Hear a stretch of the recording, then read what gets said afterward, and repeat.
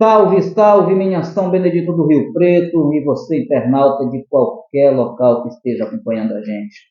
Hoje, nesse 19 de julho de 2024, conforme foi prometido, estou aqui com Hamilton Damasceno, para bater um papo aqui com a gente, uma entrevista aí que particularmente terei com bastante expectativa, tendo em vista o currículo de Hamilton,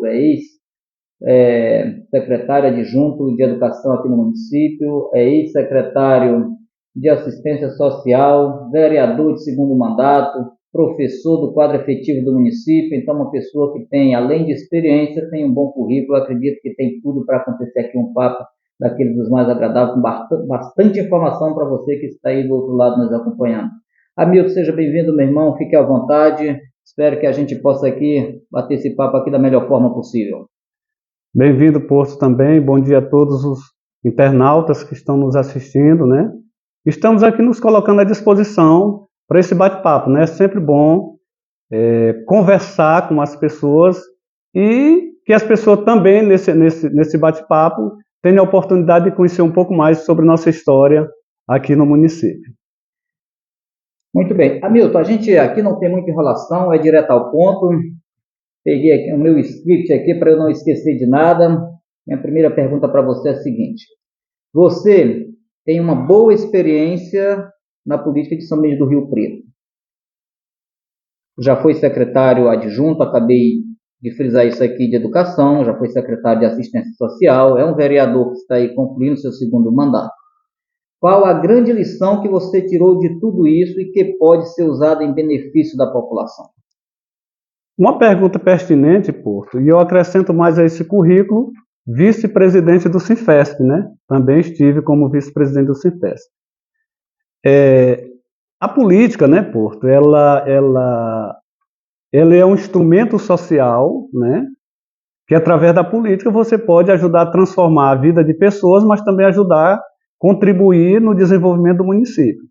Porém, também é uma área da vida que você tem que abrir mão de muitas coisas, né?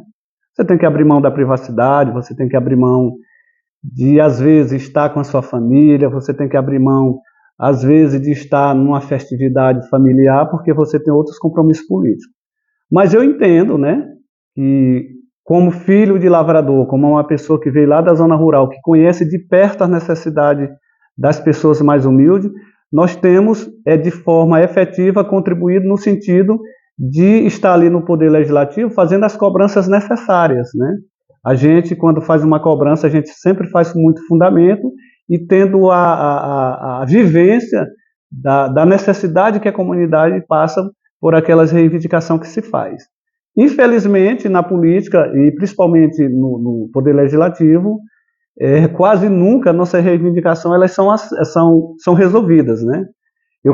Atendidas, né? Eu costumo dizer que se os requerimentos, se as indicações, se as solicitações dos vereadores que são feitas na Câmara, independente de qual vereador seja, fossem atendidas, nós tínhamos uma cidade completamente transformada. Muito bem. Sua experiência como secretário adjunto de Educação durou quanto tempo?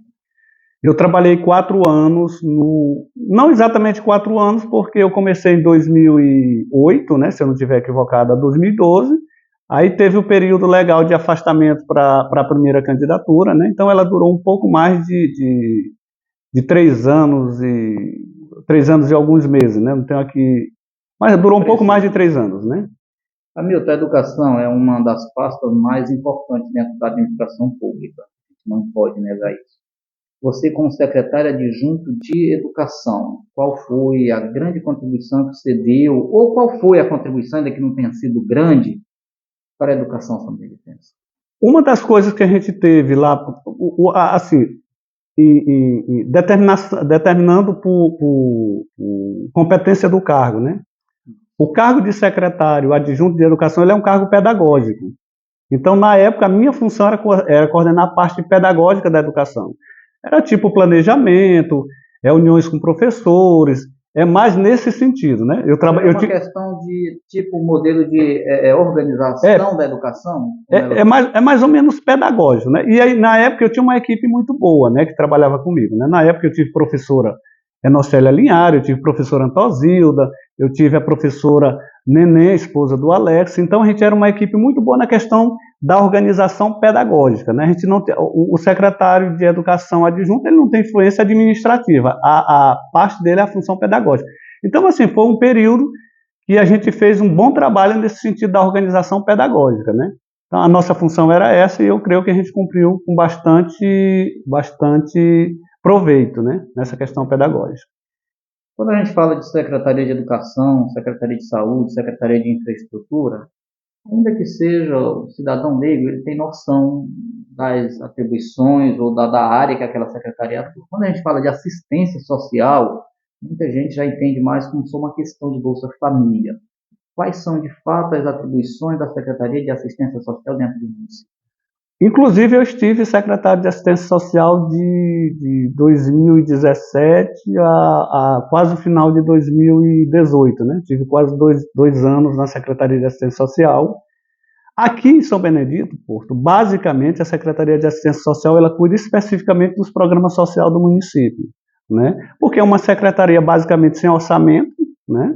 Que você depende exclusivamente dos recursos do governo federal, dos programas do governo federal, para efetivar pagamento de funcionário, e você fica quase ali no vermelho para cumprir as necessidades básicas de funcionamento da secretaria. Infelizmente, se você for olhar o currículo de algumas secretarias de assistência social de algumas cidades pelo estado do Maranhão, a nossa secretaria aqui em São Benedito ela tem se limitado apenas a cuidar de programa social, né? Você não vê aqui, através da Secretaria de Assistência Social, um programa, por exemplo, de construção de casa popular, se fosse, eu dando aqui um exemplo, né?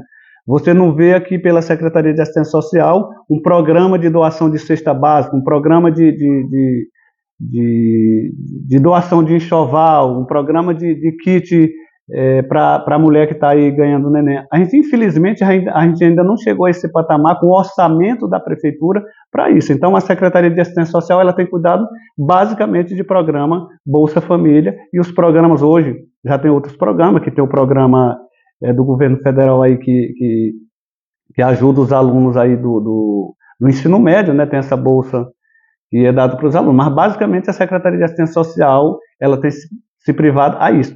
A não ser, né, e aí eu faço aqui um recorte, no governo do ex-prefeito Raimundo R., se eu não estiver equivocado, que houve um grande programa no governo do Raimundo R., através da Secretaria de Assistência Social, de distribuição de telha e tijolos, se eu não estiver equivocado. Na época do governo do ex-prefeito Raimundo R., houve esse programa dentro da Secretaria. De lá para cá, o que tem acontecido dentro da Secretaria é apenas o cuidado, a manutenção dos programas do governo federal. Muito bem. Hamilton, toca aqui um assunto um pouco mais polêmico. Você tem sido acusado em aplicativos de mensagem de receber como professor e não pisar em sala de aula há mais de 20 anos. Isso é verdade? O que você tem a dizer para a população a respeito dessa situação? Na verdade, assim, na política, tudo é feito de parcerias, né? De parcerias. Eu já fui professor em São Benedito vários anos, né? Sou lotado aqui na Secretaria de Educação, já fui professor em Urbano Santos, já trabalhei em toda essa questão. Mas na política tudo é uma questão de parceria, né? Isso aqui são situações que é vivenciada todo dia. Na política se faz parceria. Muito bem. Durante uma conversa, um grupo de WhatsApp, no final do mês passado, você teve um acirramento de ânimo com outro membro do grupo. E ele lhe acusou com as seguintes palavras: você é um pilantra, canalha, usurpador e ladrão do dinheiro público. Depois lhe desafiou a levar para a justiça se você quisesse que ele ia provar tudo diante do juiz. Você basicamente não reagiu a essa acusação. Por quê? Como que você lidar com esse tipo de crítica e, por que não dizer, com esse tipo de acusação no seu dia a dia? E, Porto, quando eu decidi entrar na política, eu já tinha um tio que tinha sido candidato a vereador 2 ou 3 eleições, tinha perdido, que é o ex-vereador Zé Ferreira, e tinha 2 mandatos, inclusive ele foi presidente da Câmara. E eu sempre aprendi a lidar com as críticas, né? Tem determinadas críticas que eu nem levo a sério, né? Em grupo de WhatsApp, para mim, é um grupo de diversão, quando as pessoas começam a a discutir. Eu, por exemplo, Porto, já fui acusado num grupo de WhatsApp, nesse mesmo grupo de WhatsApp, de que eu ganhei um apartamento em São Luís, né? A pessoa disse, inclusive, que provava que tinha documentos, né? Quando eu disse para a pessoa que eu ia mostrar o extrato do empréstimo que a dona do apartamento fez para comprar o apartamento, a transferência que ela fez da conta dela, e os 120 meses que ela vai pagar de parcela, que continua pagando, a pessoa entrou no meu PV para pedir desculpa, né? Porque eu fui... Então, assim, eu aprendo a lidar com esse tipo de situação todos os dias, né? A gente encontra... às vezes, você constrói inimigos de graça, né? Ou são pessoas que te admiram demais, que querem ser você e são frustrados porque não conseguem, ou são pessoas que são o que a internet chama de hater, né? Eles se encarregam apenas de fazer críticas infundadas, né? E aí, quem entra no meio político, você tem que aprender a lidar com esse tipo de crítica, sem deixar isso descer ao seu coração, e nem fazer isso transformar a sua vida ou o seu cotidiano num palco de uma guerra inacabável, né? Então, assim, para mim, eu lido com isso com a maior tranquilidade, sem nenhum problema. Isso não, como que eu te diria, isso não me diminui em nada. Não arranha a sua imagem. Não, assim, quem me conhece, quem não me conhece pode fazer a crítica que achar necessário, né? Jamais vou levar alguém para a justiça ou para alguma coisa desse tipo, porque ele dá a opinião dele a meu respeito, independente do que ele esteja dando a opinião dele, seja verdadeira ou não. Eu estou no mundo político e eu tenho que aprender a lidar com isso, sem deixar isso pautar a minha vida, que isso vai ser um cenário de guerra para mim, jamais. Você iniciou o atual governo, você se elegeu, vamos dizer assim, na oposição, né, que o governo que não se elegeu, naquele momento era a situação, você se elegeu, o prefeito eleito foi o adversário da situação no momento. Você ficou ali na oposição, como líder da oposição dentro do Legislativo. Não sei precisar aqui o tempo, mas um belo dia, você apresentou em uma sessão da Câmara um requerimento, um ofício, né, informando a Câmara que a partir daquele dia você não era mais o líder da oposição. No mesmo momento, você apresentou um segundo ofício informando a Câmara que a partir daquele dia você era líder da situação, líder do governo dentro do Poder Legislativo. Como se dá essa mudança tão drástica do norte para o sul assim, num estalar de dedo? Quais são as razões que te levaram a tomar essa decisão e repentina dessa forma? Na política, Porto, é como eu acabei de falar, na política tudo é parceria, né? Na verdade, eu acho até que depois que se ganhasse a eleição, deveria acabar essa história de governo ou oposição. Deveria todos se reunirem para exercer os seus mandatos e tentar fazer, na medida das suas possibilidades, o melhor para o município, né? Porque, assim, eu tenho até uma ideia, Porto, que eu acho que um prefeito inteligente, no dia que ganhar a eleição aqui, quando ele assumir o mandato, a primeira coisa que ele deveria fazer era chamar o seu candidato, o candidato que perdeu a eleição, e pedir para ele escolher dentro do governo qual era a pasta que ele podia mais contribuir e viesse trabalhar no governo, para somar um projeto ao outro. Eu sempre tive esse pensamento de que não há necessidade de um candidato que supostamente perdeu uma eleição, ele se tornar inimigo do que ganhou a eleição durante 4 anos. O correto é que, se de fato os dois tivessem algum interesse pela melhoria da cidade, era somar os projetos e apresentarem para a população. Independente. Sei que isso é quase uma tarefa impossível, né? Talvez seja um tanto utópico pensar nisso, né? Mas eu acho que seria uma coisa que daria certo. É assim, Porto, 2012, e aí eu preciso que eu tenha esse tempinho para eu explicar isso, né? Tudo bem, fica à vontade. Eu vou começar aqui um poucozinho da trajetória, né? Isso. A gente vem ali do Pitacó, que é um povoado aqui a 17 quilômetros daqui, né? Viemos para cá estudar, conseguimos estudar, e aí eu não quero nem me prender a essa questão de estudo, porque hoje nós estamos falando basicamente a questão política administrativa, né? E ali pela meada do ano de 2004, eu não tenho tanta certeza, e aí eu acho que você é conhecedor disso, nós tivemos aqui um problema gravíssimo no município. Um ex-prefeito, ele conseguiu a proeza de ficar devendo 10 meses de salário, principalmente para professores, né? Teve essa proeza. Quando nós estávamos ali pela casa do sexto, sétimo mês, eu morava no Pitancó e dava aula no povoado Burizal de Novo, né? É um povoado ali do Pitancó, lá de onde a gente mora. Só para frisar para vocês, esse relato que o amigo está fazendo, isso aí é por volta ali do ano 2004, início desse século que a gente está. Acredito, não sei se começou o atraso de pagamento em 2004 ou ainda em 2003, mas é nesse início de século aí que aconteceu essa situação. Na verdade, foi em 2003 que começou, porque o prefeito pagava um mês e atrasava 2, 3, aí ia, né, se somando, então não tinha como ter sido só em 2004, porque senão não tinha dado os 10 meses. Começou em 2000. No caso, esses 10 meses não foram 10 meses consecutivos, não foram intercalados. Né? E engraçado, e vale até a pena lembrar, que o prefeito era tão audacioso da época que ele teve a audácia de pagar metade de um salário no mês. E aí teve uns colegas professores que, como forma de manifestação, cortaram o cabelo, metade do seu cabelo, e deixaram a outra parte do cabelo sem cortar. Acho que tu lembras dessa façanha, né, de uns colegas nossos fazendo isso. É um protesto. Né? Foi um protesto, né? Então, assim, eu estava um belo dia trabalhando lá no interior, né, e aí tinha acabado o leite para criança. Obviamente, a comunidade do Burizal do Binu, sou agradecida até hoje, porque eu dava aula e eles me alimentavam de farinha e arroz, que era o que eles tinham. Eu não recebia dinheiro, eu dava aula na comunidade. Aí eles... olha, você vai continuar dando aula aqui, que a gente vai, pelo menos isso que a gente tem, a gente não pode lhe dar outra coisa, mas farinha e arroz você não vai passar necessidade disso. E aí, na época, a gente passando por uma dificuldade terrível, e aí eu disse para a mulher, para a esposa, fique aqui que eu vou saber como é que está lá em São Benedito. Eu cheguei aqui, o professor Genésio, na época, era o presidente do Cifesp, cheguei e disse, amigo, rapaz, vamos falar com o prefeito, ele está... Marcamos uma audiência hoje, né, para falarmos com o prefeito, vamos lá no gabinete. E na época eu não tinha nenhuma pessoa para eu almoçar aqui na casa, eu não conhecia quase ninguém, né? Então eu fui para a praça, para a antiga praça da Igreja Católica, fiquei sentado, não almocei nesse dia, né?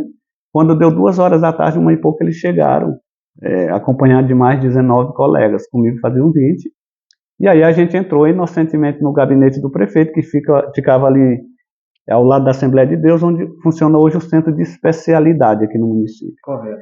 E nós entramos ali, quando nós entramos, nós tivemos a surpresa de termos ficado presos. A polícia chegou e algemou, né? Uma coisa inédita, algemaram o portão, né? Não foi nem botar um cadeado, colocaram uma algema no portão. E ali nós ficamos durante 7 dias, né? Fazendo protesto para que a gente pudesse receber o salário, né? Talvez foi um dos momentos mais difíceis da minha vida. E aí mandaram dizer para o interior que eu estava preso. E a gente tem essa cena guardada até hoje, o pessoal colocando a minha filha de 7 meses por cima do gradeado do antigo gabinete para que eu pudesse pegar minha filha lá dentro, né?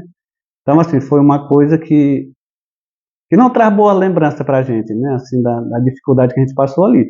Mas aí, a gente depois fomos convidados para ser presidente do sindicato, para formar uma chapa, inclusive para ser presidente do sindicato, nos candidatar a presidente do Cifesp.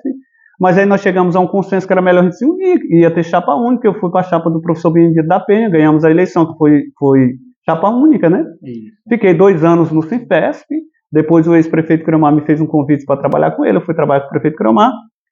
2012, a partir de 2008, nós assumimos, 2009, né, assumimos a Secretaria Adjunta de Educação, ficamos lá por esse período que a gente já conversou aqui. 2012 saímos candidato. Inclusive, fomos candidatos sem nenhuma noção, nenhuma perspectiva de resultado de eleição, né? Porque a gente não... Apesar de eu ter acompanhado o Zé Ferreira, meu tio, durante algum tempo, eu não sabia muito como é que funcionava a política, né? Para nossa surpresa, nós ganhamos a eleição. Ganhamos a eleição, o candidato que nós apoiamos, que foi o Odilon, apoiado pelo grupo do Cromar, perdeu a eleição. E aí, quando a gente assumiu, eu conversei com o ex-prefeito Cromar e disse, olha, Cromar, o atual prefeito Maurício está me convidando para eu trabalhar com ele, e eu estou pensando nessa possibilidade. O prefeito Cromar, como sabiamente diz, vá, porque a única forma que você tem de contribuir, tanto com seus amigos, né, ou com o município, é trabalhando com o prefeito para ver se as coisas andam. Trabalhei com o Maurício durante 4 anos, inclusive fui líder do governo do Maurício, né, durante 4 anos. Em 2016 eu me recandidatei à eleição, não consegui ganhar a eleição, perdi a eleição por 10 votos, né, fiquei na primeira suplência. Depois assumi a Secretaria de Assistência, como já falei, durante quase 2 anos. Aí fui assumir, aí depois que eu saí da secretaria, assumi a assessoria especial do governo, fiquei mais um tempo até me afastar para a recandidatura em 2020 e ganhei a eleição. Quando ganhamos a eleição, nós conseguimos eleger o nosso presidente da Câmara, né, que o nosso grupo elegeu 6 vereadores, nós elegemos o presidente Mirim, né? Aí volta as mesmas dificuldades. Como que eu vou conseguir trabalhar essa parceria se eu vou ficar apenas batendo em governo, né? Porque eu, no meu entendimento, Porto, eu sempre pensei o seguinte: é muito mais fácil eu conseguir alguma coisa tentando conversar com o governo do que batendo no governo, né? Porque eu tenho meus colegas vereadores hoje de oposição que eles estão com 3 anos e meio batendo, né? Tem conseguido o quê com isso, né? Pouquíssimas coisas. Está errado o que eles estão fazendo de forma nenhuma. Esse é o papel institucional de cada vereador. Cada um escolhe a sua linha de trabalho. Sim. Mas a minha linha de trabalho é porque no meu pensamento é aquilo que eu te disse no começo. Eu acho que o vereador deve somar força com o prefeito para tentar resolver as dificuldades do município. Se eu tenho acesso livre para estar no gabinete do prefeito, para tentar ligar para o prefeito para resolver os problemas, eu me sinto mais à vontade do que ir para uma tribuna que tem 10 espectadores no Facebook assistindo e 2 pessoas na Câmara me ouvindo. Então eu prefiro, então minhas parcerias se dão nisso, né? De tentar somar minha força política com a força política do gestor e dentro disso a gente tentar fazer um trabalho. É explicado. Uma situação política que aconteceu aqui no município, causou aí um grande burburinho, que aliás causa até hoje, a reprovação das contas do ex-gestor pela Câmara agora em abril deste ano. Você foi um vereador que se elegeu na base justamente de Maurício Fernandes e votou contra, ou melhor, a favor da reprovação das contas. De alguma forma, isso pode trazer algum prejuízo político que venha a dificultar ou comprometer a sua reeleição, na sua avaliação? É assim, Porto. Para começar, a Câmara ela não reprovou as contas do ex-prefeito Maurício. A Câmara apenas concordou com o parecer técnico. Para começar, foi isso que aconteceu. Existiu um parecer técnico, né? E assim, o que acontece hoje? Já tem caso pelo Maranhão de jurisprudência nesse sentido, e pelo Brasil. Quando as contas de um ex-prefeito ela chega na Câmara com parecer favorável à reprovação, se a Câmara votar contrário a esse parecer, ela tem que justificar por quê. Por quê? Né? Não, o tribunal está errado porque isso aqui não é verdade. E até onde a gente soube, não houve nenhum tipo de manifestação contestando essa questão do parecer do tribunal. Infelizmente, Porto, hoje, e aí eu concordo, que para que você assumir um cargo público, você tinha que ter noção básica de como funciona as leis brasileiras e o processo político-administrativo. Não é só você chegar a uma prestação de conta ou qualquer outra coisa na Câmara que você deve votar a favor ou contra. Eu não posso votar a favor de algo só porque isso beneficia o meu ego. Eu tenho que saber se o meu voto está embasado em alguma situação. Então, assim, o que a Câmara fez foi concordar com o parecer do tribunal. O que o tribunal disse ali, nada é em verdade do que o tribunal diz, né? O que o tribunal disse é que houve irregularidade nas contas e que foi constatada pelo órgão fiscalizador, que é o tribunal, o técnico, como queira chamar. Porém, houve-se um vasto período para que as defesas elas fossem apresentadas. Existem 3 tipos de forma de alguém que está sendo respondendo alguma acusação pelo tribunal. Tem 3 formas de você responder. Você pode solicitar um espaço na Câmara, ir lá e defender para todo mundo na tribuna. Você pode responder através do seu advogado indo lá, ou você pode responder documentalmente. Mas nenhuma dessas 3 coisas aconteceram. Então, assim, a grande maioria dos vereadores ali, sinceramente, tem condição de avaliar um parecer técnico? A formação, o conhecimento na área jurídica é qual? Então, assim, mas levando para a questão política, que a sua pergunta foi... Me permita aqui um parênteses, porque a questão é a seguinte: quando você diz que a Câmara não reprovou, ela apenas concordou, eu discordo por causa do rito legal. O tribunal, ele não reprova e nem aprova contas. Ele analisa do ponto de vista legal e técnico da situação.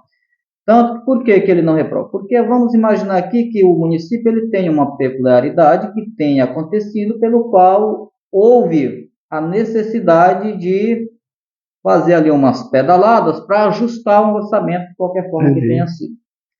Só que o tribunal ele não tem essa noção, por isso ele avalia e diz, olha, o que a lei diz é isso e isso não aconteceu, aconteceu diferente. Por esta razão, a gente somos do parecer de que seja reprovado. Vamos mandar lá para a Câmara porque eles conhecem a realidade. A Câmara chega e avalia. O que eu quero pontuar com isso? É você que está aqui nos acompanhando nesse momento.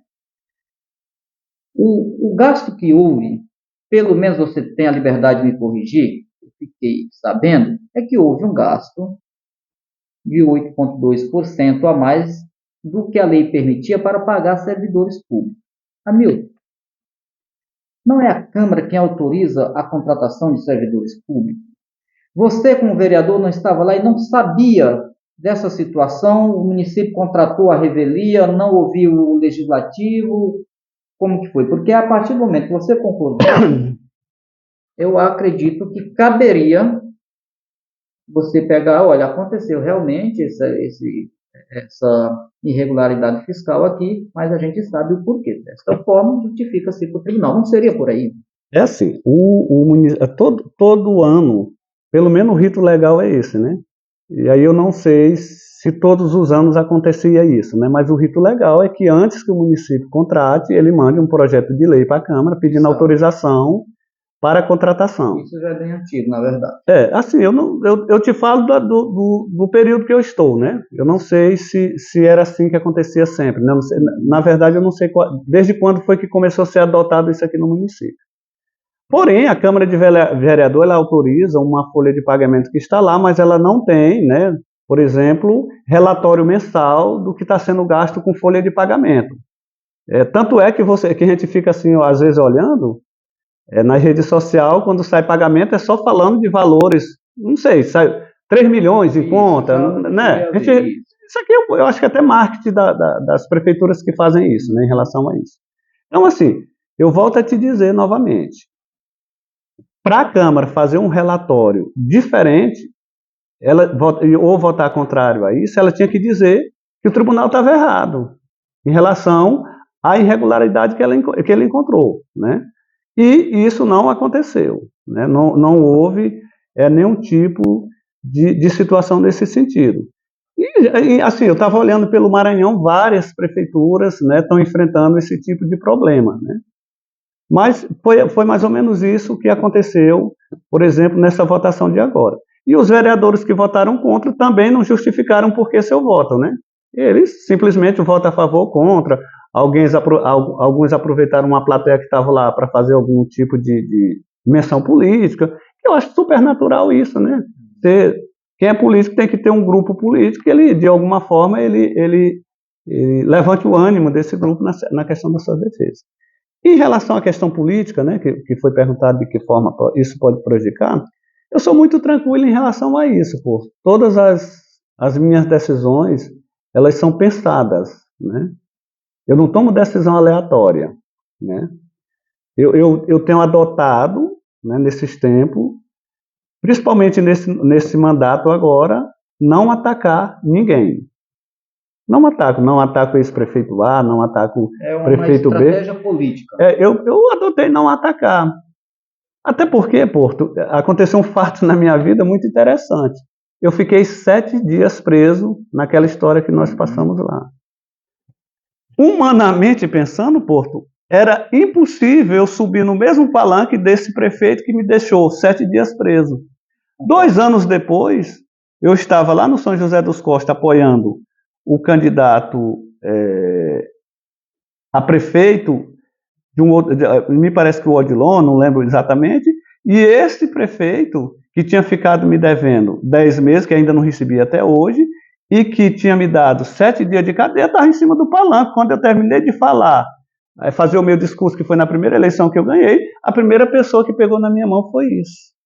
Então, desde aquele dia eu aprendi que na política, o teu amigo de hoje é o inimigo de amanhã, e o teu inimigo de hoje é o amigo de amanhã. Depende da parceria política que tu fizer com essa pessoa. Então, assim, sei que algumas pessoas não entenderam a minha decisão, respeito isso, não discuto sobre isso, mas estamos nos colocando à disposição, vamos nos colocar, estamos ainda no período de pré-campanha, né? Tá se vendo quem vai ser candidato, quem tem condições de ser candidato, quem não tem problema com a justiça para ser candidato a vereador, né? Eu falo disso no sentido de vereador, e se tudo der certo, vamos nos colocar à disposição.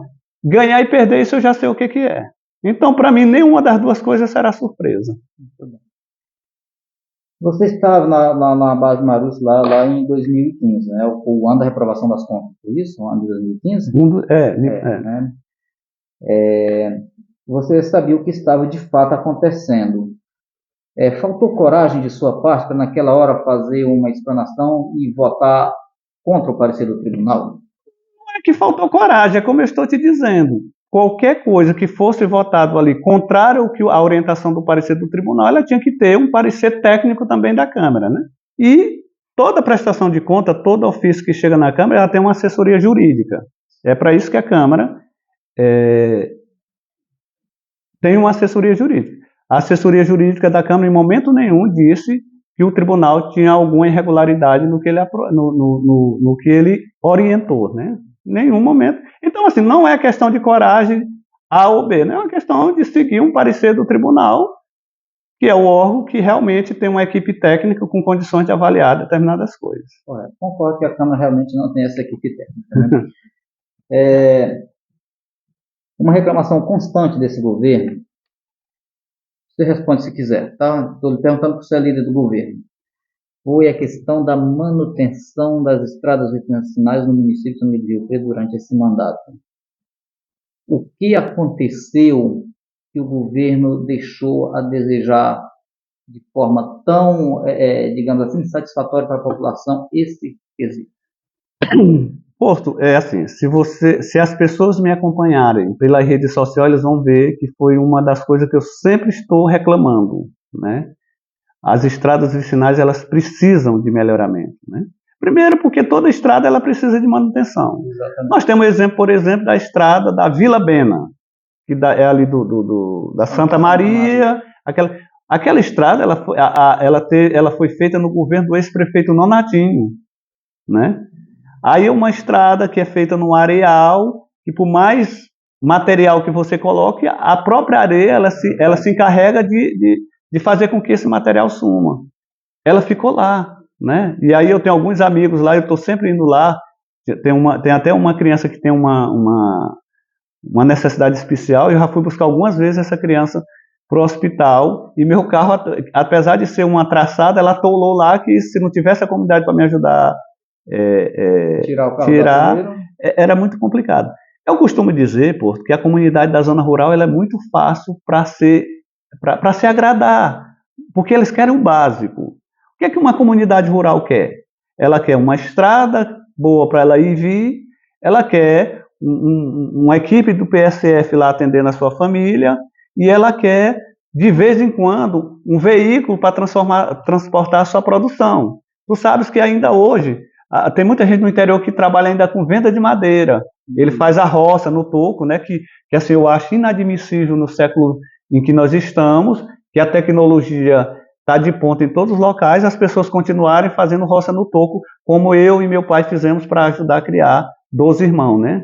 Eu acho inadmissível isso até hoje. Então, a comunidade da zona rural ela é muito ela é uma comunidade que não é tão exigente. O que eles querem é isso: uma escola para o filho, um posto de saúde, uma equipe do PSF e uma estrada para se locomover, né? Porque basicamente hoje todo mundo no interior tem uma motinha, né? Isso aqui a gente sabe que esses programas sociais que existem hoje do governo, tipo Bolsa Família, tipo pescadores, né? E esses programas do Banco do Nordeste hoje, que tem vários programas do Banco do Nordeste que dão essa acessibilidade financeira às pessoas, eles deram a oportunidade hoje do homem do campo, né, ter a sua vida mais ou menos confortável, né, o mínimo de conforto necessário.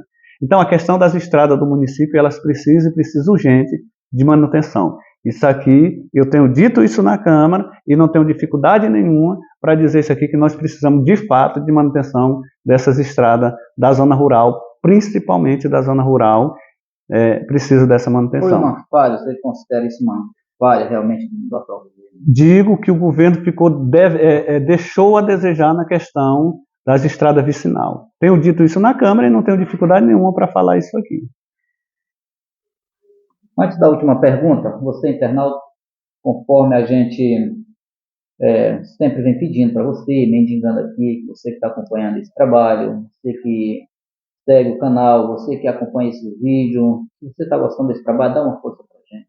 Não custa nada para você, é de graça, curte o vídeo, deixa lá um likezinho, compartilha com alguém que se interessa por esse assunto político, só para ajudar a manutenção desse trabalho, porque a partir do momento que você curte, você compartilha, que você, aliás, deixa o seu like lá, que você se inscreve no canal, que você marca o sininho das notificações, a plataforma ela começa a entender que esse conteúdo ele tem uma certa relevância, ele ajuda na divulgação desse trabalho para a gente no sistema de busca da plataforma. Então, agradeço você, vamos junto. Hamilton, vamos aqui para a última pergunta que eu tenho para você. Você está concluindo o seu segundo mandato como vereador. Quais projetos de sua autoria que beneficiam a população você tem como legado nestes, vamos dizer, 8 anos junto do Legislativo? Assim, Porto, a sua pergunta é pertinente, né? E aí a gente precisa deixar claro para o internauta qual é a função do vereador, né? A gente não mexe com o financeiro. A gente mexe, na verdade, nós somos considerados os pidão da cidade, né, dos políticos, porque a nossa função é pedir. Eu, por exemplo, Porto, eu tenho uma indicação aprovada, e aí, a última sessão eu falei, pedindo para que fosse criada em São Luís uma casa de apoio para as pessoas que fossem atrás de tratamento fora do domicílio, né? E às vezes tem aí o TFD que tem ajuda, mas vai uma pessoa e aí a pessoa não tem um conhecido lá, e aí a capital é muito difícil para a gente desenrolar lá dentro quem não tem um conhecimento. Então nós temos essa indicação para lá, infelizmente até no momento não fomos atendidos, batemos direto. Nós temos vários requerimentos que já foram atendidos, né? E eu trabalho mais com a questão de requerimento. Projeto de lei, nós criamos um projeto de lei criando também a questão do professor nota 10, que era para incentivar aquele professor que a turma tivesse o melhor desempenho, além de receber o seu salário, obviamente, ele fosse bonificado, ele e a escola, né, nesse sentido, também não fomos atendidos até agora. Nós temos vários projetos, indicação para melhoramento de rua, para São Benedito. Por exemplo, esse ano, nós já tivemos pelo menos 3 pedidos atendidos, né? Nós tivemos o pedido lá da rua, que aí popularmente o pessoal chama Baixa da Jumenta, né? Exatamente. Que hoje está bloquetada. Nós tivemos o nosso pedido atendido lá para o asfalto da Rua do Olho d'Água, no bairro São Paulo, que está em fase de conclusão, né? Foi colocado fazendo a parte de meio fio. De meio fio. Nós tivemos o polêmico posto do povoado Marçal, que agora até saiu umas notícias aí na rede social, que aí a gente ainda precisa investigar qual a veracidade daquela notícia de que o poço, por não ter sido instalado ainda, a água foi entupido, né? E aí a gente não sabe exatamente ainda. Eu, particularmente, não sei exatamente o que aconteceu. É verdade, né? O que aconteceu, né? Mas estou me organizando para ir lá. Fora vários outros requerimentos que a gente tem na área, né? Nesse sentido de estar cobrando. Mas eu sou mais aquele tipo de vereador que prefiro estar cobrando, né? Hoje, por exemplo, nós tivemos uma parceria importante no projeto que mudou a nomenclatura, né, dos auxiliares de saúde para técnico de enfermagem. Foi uma luta nossa, nós fomos convidados para a primeira reunião, participamos de todas as reuniões e conseguimos fazer com que essas pessoas, né, que já têm esse conhecimento técnico, que são formados na área técnica, que o município utilize essas pessoas, né, para o trabalho técnico.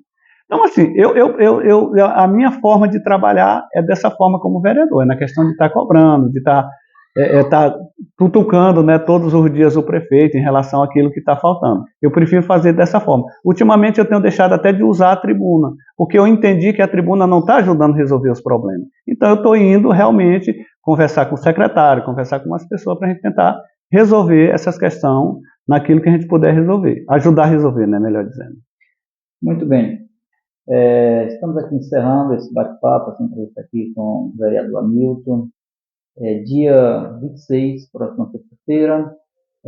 Quem vai estar batendo papo com a gente é a Tereza Macedo, presidente do STTS, Sindicato dos Trabalhadores Rurais aqui de São Benedito do Rio Preto.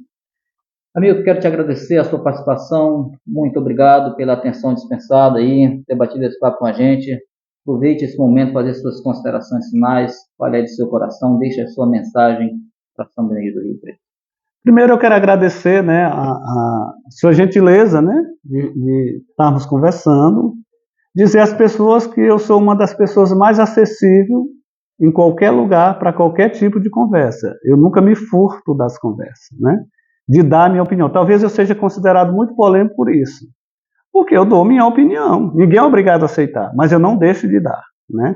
Jamais vou deixar de dar minha opinião sobre qualquer tipo de assunto que eu tenha um mínimo de conhecimento. Não vou dar opinião sobre algo que eu não conheço, né? Mas sempre me coloco à disposição. E dizer à população de São Benedito, né, que a gente tem se doado dentro da nossa limitação, dentro da nossa capacidade, dentro daquilo que nós temos tido condições de contribuir, né? Temos feito isso com muita tranquilidade.